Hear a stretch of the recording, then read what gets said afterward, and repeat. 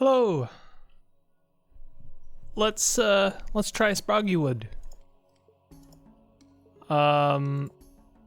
Okay, so there's a lot of preamble here, but first let's just go ahead and jump right in and read this.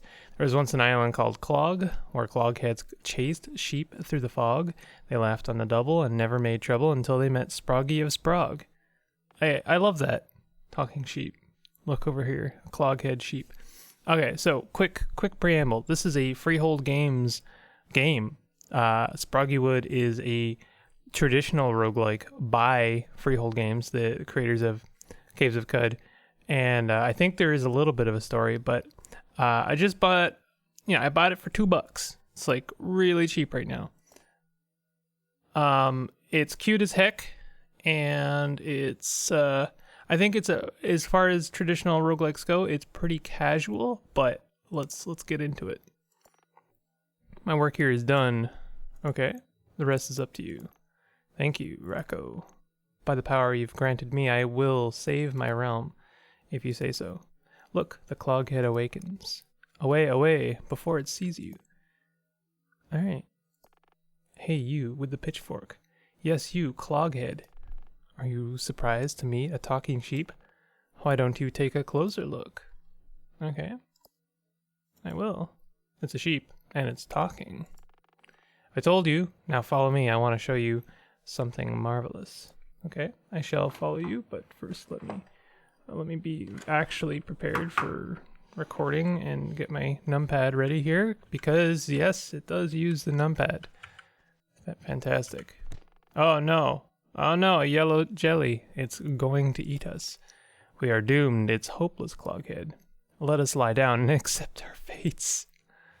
No, for I am Cloghead, mighty warrior. You are brave, Cloghead. You saved us from that deadly, adorable jelly. Alright, and now there's another one. Oh, yikes, another jelly. This one is twice as big, twice as cute. I leveled up. It's giving me... you know what, I'm just going to go ahead and unplug my controller for a second. Hopefully it will give me correct commands. Is it space? Oh, I just have to click on it. Whoops. Hurl a pitchfork in a direction at an enemy. Hurl an extra pitchfork backwards. Hurl a pitchfork in every direction. Or each direction. Pumpkin bombs. Plant a bomb. Scare enemies away. Cornucopia. Heal to full health. Yeah, let's get some pitchfork throwing power. You look wiser now. It's as if you've learned something from the experience of fighting those jellies. Take a look at your new power. Hurl a pitchfork in a direction at an enemy. Hurl an extra... Yeah, I read that already. Press icon to use and then press arrow to choose a direction. Powers cost stamina, and it looks like killing those jellies gave you stamina stars. Fantastic. Oh no, what is that? Don't touch it. On second thought, touch it. Okay, I did. I got a flaming shovel. Use new. Pokes things. Use this new thing. Take a look at your weapon. Okay? Yeah. Flaming shovel. Yeah, look at it. Shoots a pillar of flame. It deals damage. How mighty you are to behold, Cloghead, a true adventurer. Yes, I am. Please revere me. Revere me, I say. Wait, Cloghead, if you walk up to that jelly, it'll bite you again. I actually, if there was a tutorial on the main screen, I wanted to take it before jumping into this game, but there wasn't, so I figured I would record the fresh impressions of this game. If you walk up to that jelly, it'll bite you again. Can you outsmart it? If you wait a turn, it'll come to you. Click the hourglass or press space. Does numpad 5 work? Nope. Wait, I don't... Oh, it does. I had numlock turned off. And now I shall fight it. Oh, wow. Yes, you outsmarted a jelly cube. You taught it a deadly lesson for being so adorable. Clearly we are on a path of wiping out all cuteness in this world. Look, this is what I wanted to show you. A mysterious door. Nice. Let's enter it. So, the story I had heard, and it might be wrong, And if it is wrong, and if someone important is watching this video, I apologize. Please correct me if I am wrong. But the story I heard is that Freehold Games made this game, which I think is a perfectly charming, casual, traditional roguelike, in order to continue funding development into Caves of Qud. I love the story for a number of reasons, if it's true, but I also just really like the devs who work on Caves of Qud, and of course Sproggiwood. We were transported to a wonderful place. The rivers are so blue, the forests are so green, but I must confess something. I fooled you. I'm no sheep. No sheep at all. Hark, mortal. Oh no, it's a Sproggy. I am Sproggy, Dark Lord of this realm. You had me going. I thought you were talking sheep.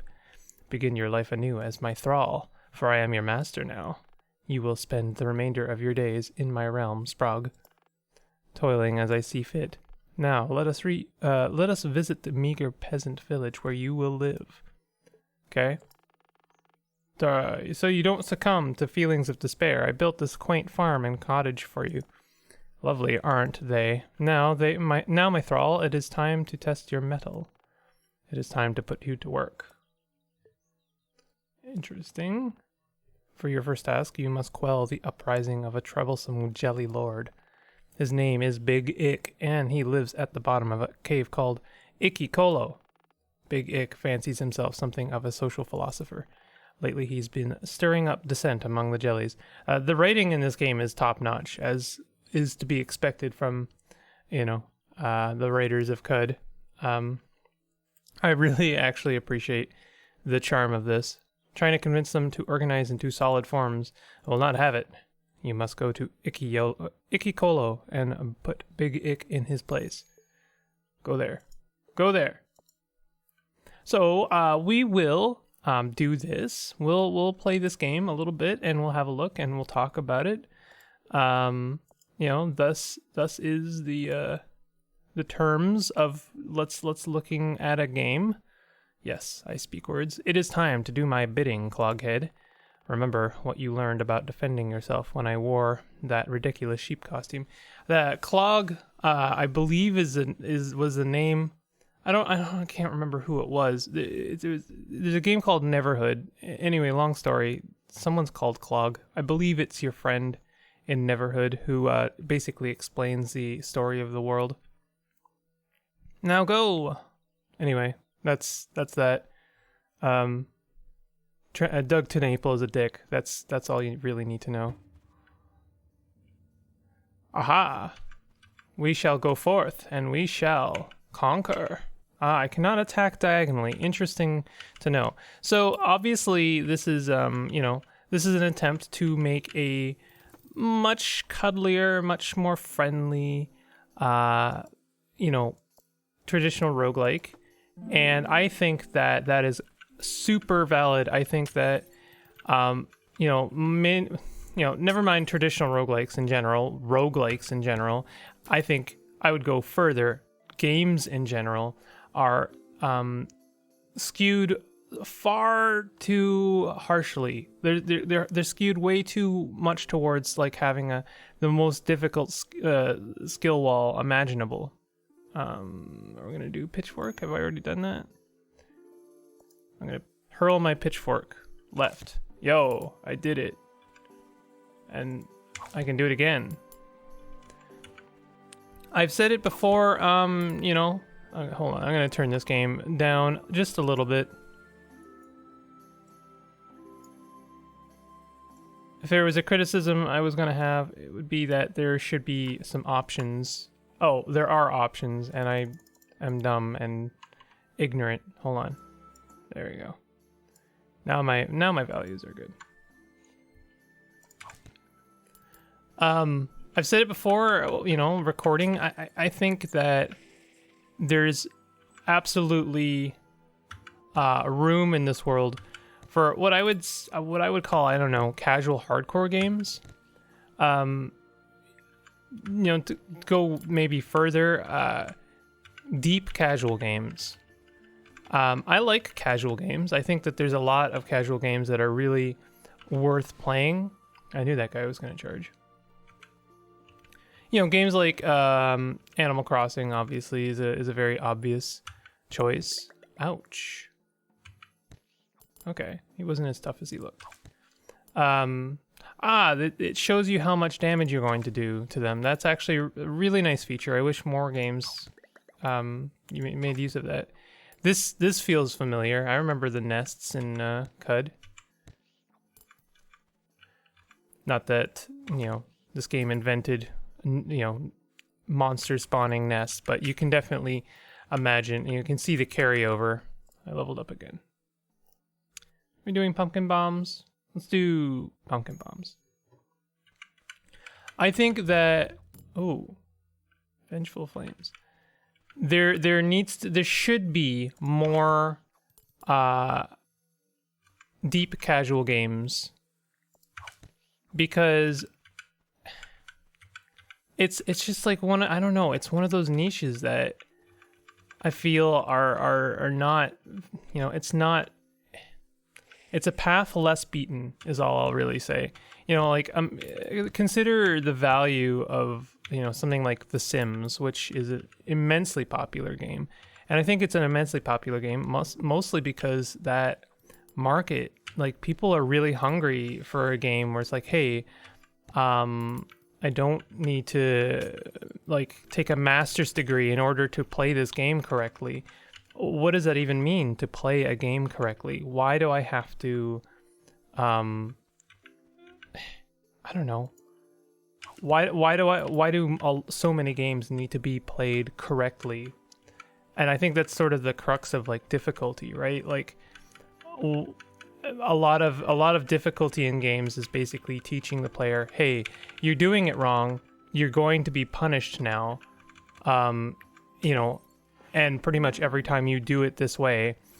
So, we'll basically play it this way and you won't be punished so harshly.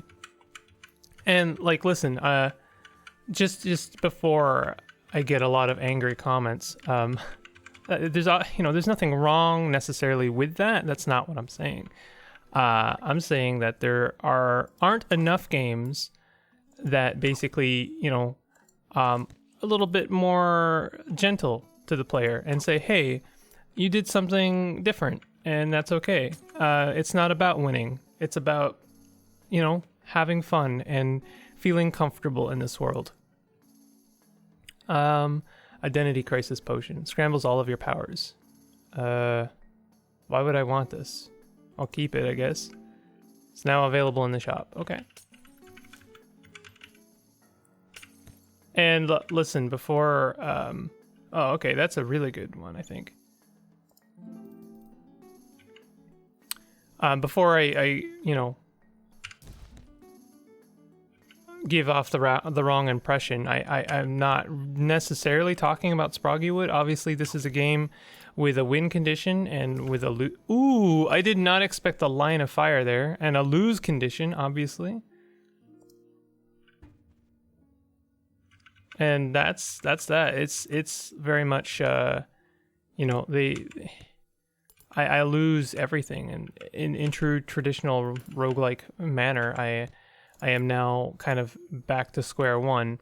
However, I don't think that it's quite so cruel. I believe in this game, once you've defeated a level, then you keep what you've gained. So there's no permadeath, I believe. There's only permadeath on a level-to-level basis, but there is no permadeath on a game basis. And so in that respect, yes, this game has difficulty, has it has a challenge. It's not just it's not completely devoid of I don't know, a skill wall. There are risks, and I think that the risk is an important part of a roguelike. I think it's one of the things that makes a roguelike interesting, and so they've managed to keep the risk without necessarily sacrificing that the kind of cuddly casual nature that they're going for. I kind of like the idea of not necessarily a roguelike, because, you know, obviously, I don't know, there's this constant need to kind of clarify, well, what is and what is not a roguelike, and, you know, permadeath is obviously a big part of that. But I do wish there were more kind of roguelike-ish games that didn't necessarily incorporate like an entire game's worth of progress into the permadeath part.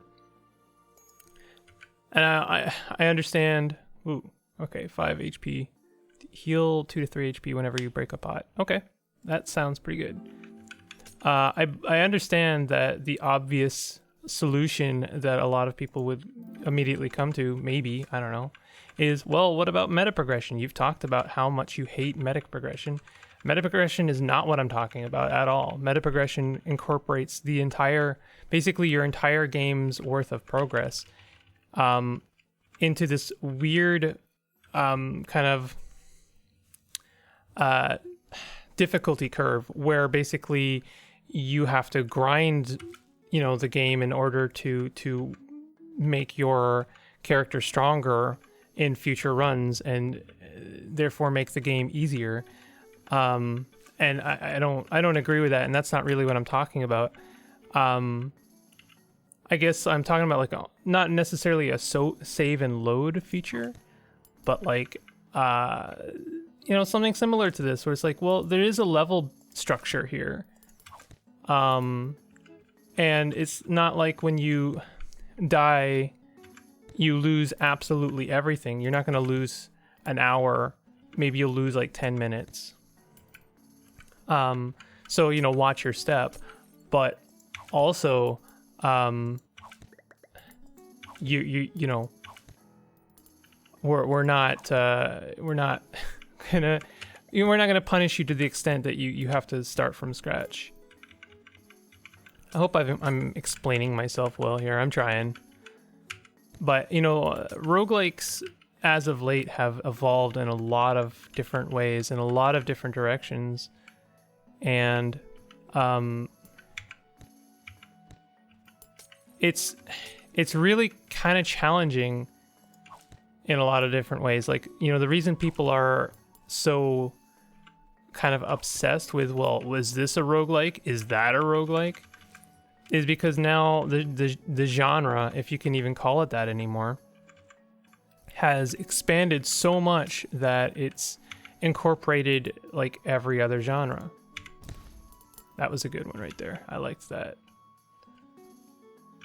And you know, it's not like that there's a problem with that. The issue that, you know, the thing that people take umbrage with was like, well, I enjoy this specific method or you know, this specific format of game, which is, you know, turn-based, permadeath, you know, loot, you know, and kind of like a knowledge based, like the real meta progression of most actual like traditional roguelikes is you learn something from playing it. It's a weird thing, you know, like Cut is strange in that I actually feel like you can kind of role play in it. Hold on, we're gonna do this here. Boss, I think. There he is. Oh, I see. He's a bunch of cubes that kind of mesh together. I'm all over the place because I have a lot of thoughts about like roguelikes in general, but maybe now is not the time I should be playing this game, which I am enjoying. Don't fall for his persuasive rhetoric. Jipper jipper girl. Okay, that's cool. Cool. Nice. I've got lots of stamina. I killed him. Mysterious mushroom. Eep. Goodbye, mysterious mushroom. Oh no, there was other things going on there. Ah, butts. Poopy. You did it. Excellent work, Cloghead. Go to Icky Colo and put Big Ick in his place. Okay. What's that? Something about a mushroom?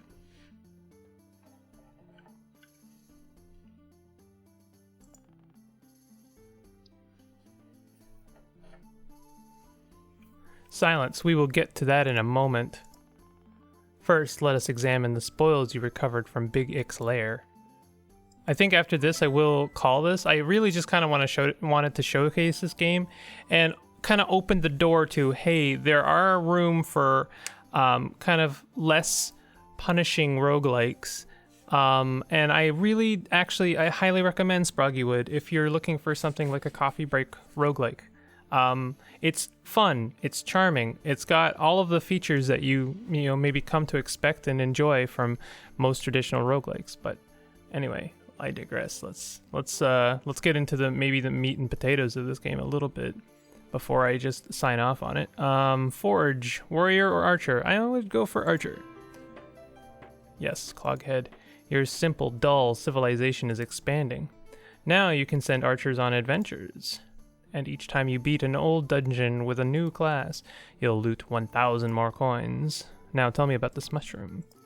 It popped out of Big Ick, a new species in Sproggiwood. Oh, yippee-yay-yo. I mean, rejoice, another creature for me to subjugate. Oh, who am I kidding? I'm no Dark Lord, I'm just Sproggy, a little guardian spirit who wants to save his realm from ruin. I'm sorry about all those terrible things I said to you. Let me explain. This is Sprog, my realm. Well, it's not mine, technically. I didn't create it, but I am its guardian spirit. Anyway, Sprog is populated with some wonderful creatures, but there is no order, no community. With enough time, the denizens of Sprog will ravage each other and leave nothing but destruction and chaos in their wake. How can I be certain of this, you ask? You must trust me, Cloghead, for I know things most spirits do not. That's where you come in. I've been spying on, admiring your people for some time. The Clogheads value peace, order, and civility, and you thrive accordingly. This sounds like dirty socialism. And so it hit me. The answer to Sprog's problems is civilization. You can bring civilization to Sprog. So you see, Cloghead, this is why I guided you to Sprog. Now I'm going to investigate this curious mushroom. In the meantime, meet Spencer Squish. I relocated him after Icky Colo, from Icky Colo, so that he could help you around your village. Spencer, explain how the Clogheads should spend their gold. I'll be back with news about that mushroom. With all that shiny gold, you won fair and square. You can buy things in town. Okay, let's do that. You can buy civic boosts to improve your civilization. Or gear that you find in dungeons. You may have noticed that dungeon gear dematerializes when you leave a dungeon through a portal. Traveling through the astral plane has its costs, but once you buy gear at the shop, you keep it for good. Interesting. Okay. Well, you know, a lot of people might see this as being a meta progression, and maybe I am a giant hypocrite. However, seeing as this game is not really about its difficulty wall, not necessarily, and a bit more about its kind of, I don't know, casual coffee break dungeon format, I would say that it's not as important that you can make the game slightly easier. I would argue that that's more of a long arcing kind of progression in this game. But what do I know, honestly? You can also buy potions and scrolls you find in dungeons. Once you buy a potion or scroll, you can take it with you every time you go adventuring. And that, Squish, is that squish. Bye. The reason I would argue that it is more of an overarching progression is because obviously you progress not just like you don't just advance your own gear, you're also advancing the difficulty of the game. So in a way, your gear, leveling up your gear, you're trying to actually keep up with the progression of possibly the game's difficulty. Goat folk. Oh no. Oh, why would you bring the goat folk into this? Goatress. This is what concerns me. She might not take kindly to finding these little mushrooms in her warren. You must go to Goturku and deliver this message. Be nice to the mushrooms. Deliver it by any means necessary. Good luck and beware the goats. Yeah, I'll beware, all right. Oh, man. And I noticed there's a second star in Ikikolo that I could have retrieved. So let's buy something. We have a quest. That's the one we just got. Let's buy some gear. I have not enough, really, to buy anything. Well, I can buy a flaming shovel, so let's do that. Gain XP faster. Have more hit points. Yeah, I mean, to be fair, in just about any other game, this would make me feel queasy as hell. Not gonna lie. But, you know, this is Freehold. I'm gonna give him credit as much as I can afford. Choose equipment. Okay. Let's we have a flaming shovel now. Begin adventure. So I guess I'll do like one more little adventure. And oh, that was different. That hurt me. We already got some new gear. It gives us more XP. Oh, we lost our abilities. Level up. I like this ability. And I'm gonna be able to kill him. Oops, I pressed the wrong button. That's my bad. This is the one I meant to press. I like how even when you throw the pitchfork, you still get the flaming trail. I knew that was gonna happen. I'm just too lazy to kind of move around stuff. Ouch. I'm still gonna go with the pumpkin bomb. I like it. Ouch. I actually kind of did that on purpose because I didn't want him to make an extra slime square. Okay, let's throw a thing. Let's throw another thing. That was easy peasy. These flaming goos are kind of a problem. Okay, pumpkin. That's good. I guess the square of origination is your own. I'm gonna go ahead and use this. I wonder if we become uninvisible. Yeah, we do. Okay. I should, obviously that makes sense. Restore your stamina to full. I'll keep that. Divine convalescence. Yeah, that's another thing. I feel like, okay, listen, I know that these words have meaning before CUD, but I just I can't help but notice yeah, there's things here and there that just kind of feel like echoes. And there's actually nothing wrong with that at all. But it's fun. I like that. Okay, we're in Goturku.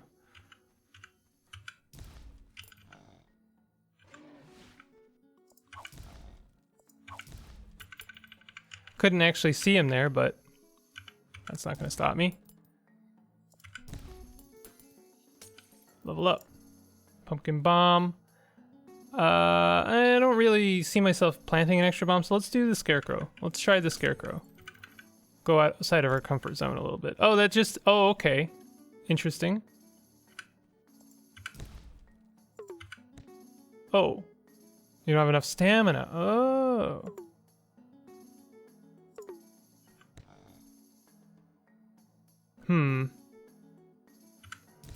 Yeah, I was like, how do I get out of this one? And then I realized, yeah, well, ouch.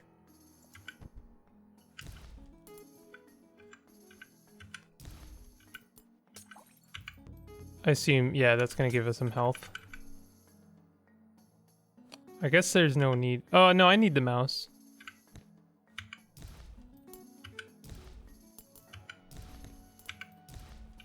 I wish there was a way to get rid of the slime on the ground. It just seems like a permanent hazard. Maybe there is. I just don't know yet. Is something blocking the way? Ouch. Oh, I guess they were ready to explode on me.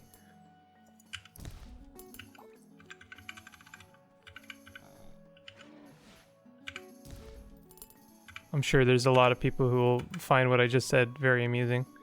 You may pray at shrines twice. Nice. Let's do that now. Oh, unless that's a fun voice break for you. You're welcome. Yeah, we can't pray at it now that we've taken this.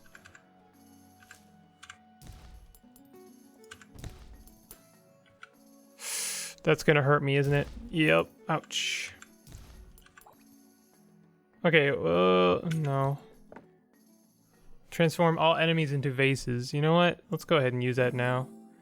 And let's level up. We'll take the bomb placement. I am for sure gonna die, and when I do, that'll be the end of this Let's Try. Teleports you to a chosen place. Let's keep that. I guess you like when you take a new thing, it replaces the old like consumable, and then it converts that into cash. I only have 1 health left. Wow, this is a real problem.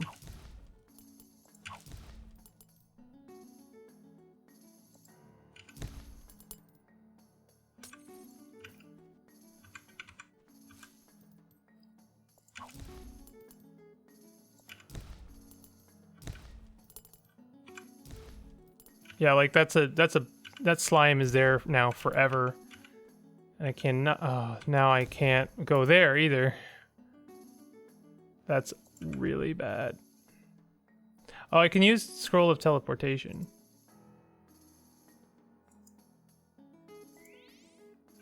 But now I'm stuck here. I'm hoping I find health, basically. Ah, can't go there now.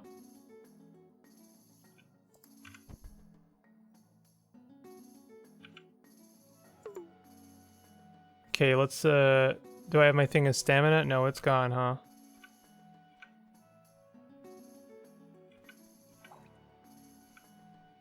Oh, and maybe I can walk them into, the slime.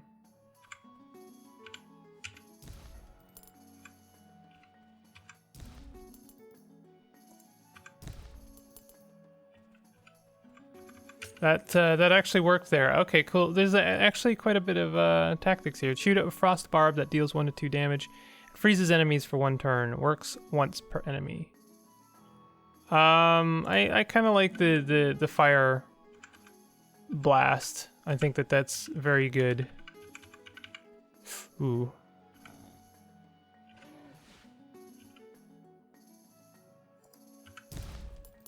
That was pretty good. Invisibility potion. I'm gonna use this now. Okay, well, this is a pretty good... Oh no, I'm dead, aren't I? No, I can scarecrow him. Perfect. Yes! Oh, that was so good, actually. I really appreciate that even though this game is a little bit more cuddly, it's not afraid of having some like actually pretty deep tactics. Maybe I'm just wrong that these are not deep and are actually very obvious, but I'm enjoying them. Not to throw shade, and I'm not going to throw shade. I'm not going to say what I'm thinking of, but I have played other roguelikes that I think are actually more shallow than this. I almost killed myself just now. Okay, let's go down to the last layer here, or the last floor. Scroll of Blizzard.